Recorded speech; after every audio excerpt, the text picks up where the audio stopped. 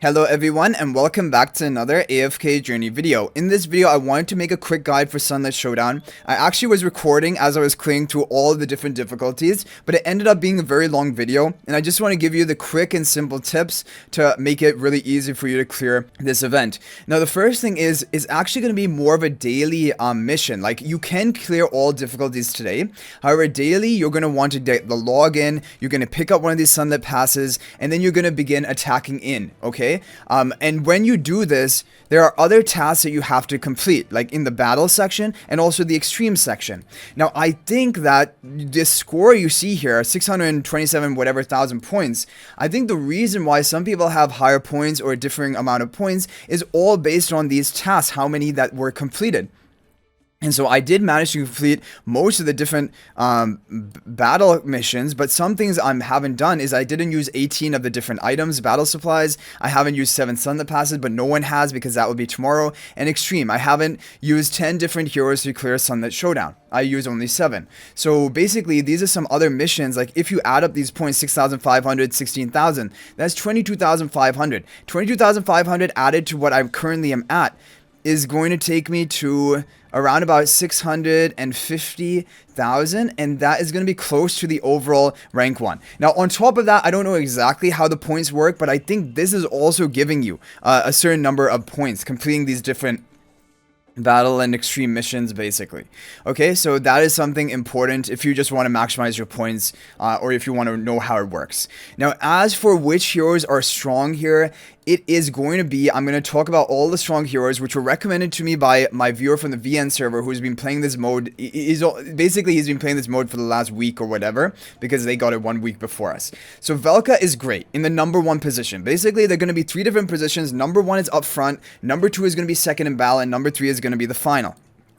And the way that it works is that your hero, which is in number 1 position, is going to attack first. If that hero dies, then this number 2 position is going to come in and begin fighting.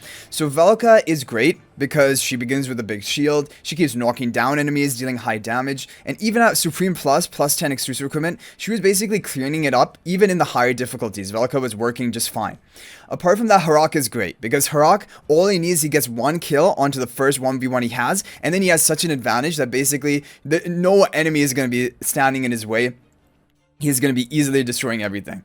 Natsu as well. Great hero if you have him built. And I just had him on the yellow mode. And that was good for debuffs and damage and HP destruction. Shamira is great. However, one issue with Shamira is that if you need to get her to cast her ultimate. Maybe you might have to give her an HP potion. You might have to give her energy potion. Once she casts her ultimate, is basically you win the game. But before that, if she's killed, that's a problem. Sinbad is pretty good on 1v1s. He debuffs enemies, deals good damage. Pheromore is really good. He deals good damage. He's pretty tanky, and also he will provide an attack buff to an ally of yours. Now, as for the buffing, I don't know exactly how it works, because the buffing, it seems to apply, like, for example, if you have a Sonya up in the number 1 position, you have your 2 allies next to that Sonya. It seems like, and at the beginning of the battle, you do see that Crimson Covenant icon, like, emblem below the 2 allies, but when that ally actually enters the battle, that emblem disappears and you don't even see any buff indicator on their toolbar. So I don't know if hero buffs are actually applying. Like, for example, if you have your 2 allies next to you, I don't know if they're actually applying or not to those allies. But either way, Sonya is strong because if she's in the number 1 position, after she casts her ultimate, she gets a damage reduction for herself. Also, she will ramp up her stats over the course of the match, and then she has a big advantage facing the number 2 and number 3 opponents. She can just clean them up. Athalia, of course, is like the queen because Athalia, she's really good 1v1, huge damage, and then even when Athalia dies, she keeps dealing damage for the rest of the match. This is the thing about this. It's technically a 1v1, but like it's just your one hero goes in, and then when that hero dies, your next hero goes in to follow them up. And if that hero can resurrect themselves like Talene, or if that hero just keeps dealing damage after being dead like Athalia, they just keep dealing damage and you're basically fighting almost a 2v1. So that's kind of an advantage of that. There is one item here, the War Flag. Immediately summon all standby allies into battle. That one is crazy. Like this was honestly just really a fun basically battle supply that you can use, because then you're fighting a 3v1 and it's so easy for you to defeat. But by the way, the battle supplies, they're one-time use. You will get more as you defeat opponents in your whichever division you're in. But when you use that item, you will not be able to reuse that specific item. It's a one-time use. So that is a thing. Apart from that, what other heroes are good? Other heroes that you can use, Lenya. Yeah, Lenya's a great damage dealer. Once she casts her ultimate, she's basically dueling that hero and taking reduced damage from them, increasing her damage dealt onto them. She's great, but she can be a little bit susceptible. Like, her burst damage isn't necessarily the highest. Now, one other final thing to mention is sometimes you will face sort of like a mini boss where they're like Sigmund. I attacked Sigmund 2 times, basically in the semifinals. Not in the finals, but in the semifinals.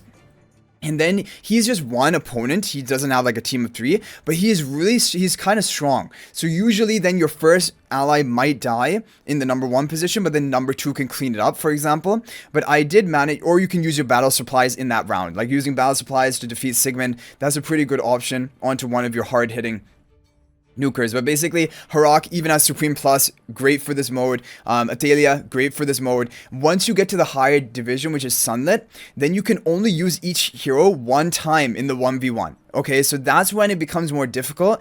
In the earlier stages, you can use them up to like 3-6 times, and like you can keep repeating the same hero. But this is when it gets tough, and that's when you'll have to cycle through your roster. So I'm just gonna recap you the strongest heroes that you should be running for this mode.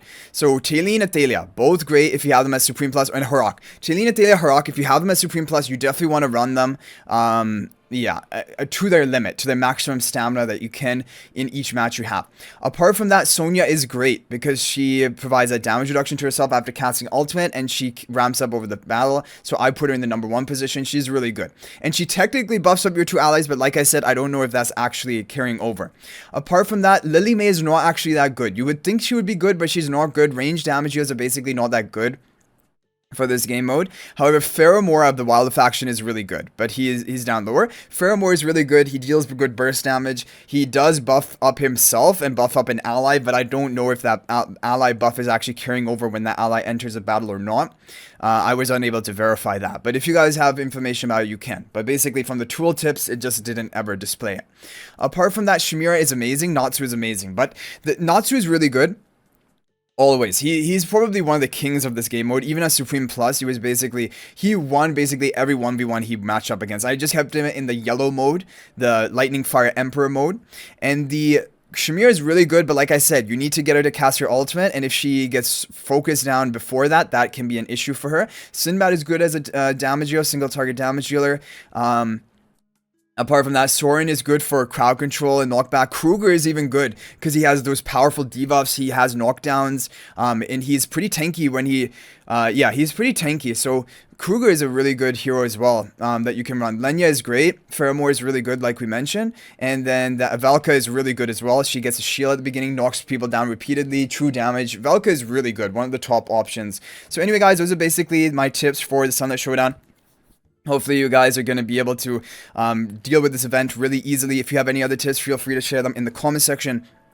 And as for the purchases, we're going to have to keep playing over time because we definitely don't have enough to buy most of the things in the shop. But definitely begin by buying all of your stellar crystals, buy the cheap ones first. And that is basically the strategy that you want to follow in order to maximize your rewards. But eventually you'll want to try to clear out the entire shop. Because if you play daily, you're going to be able to get that done.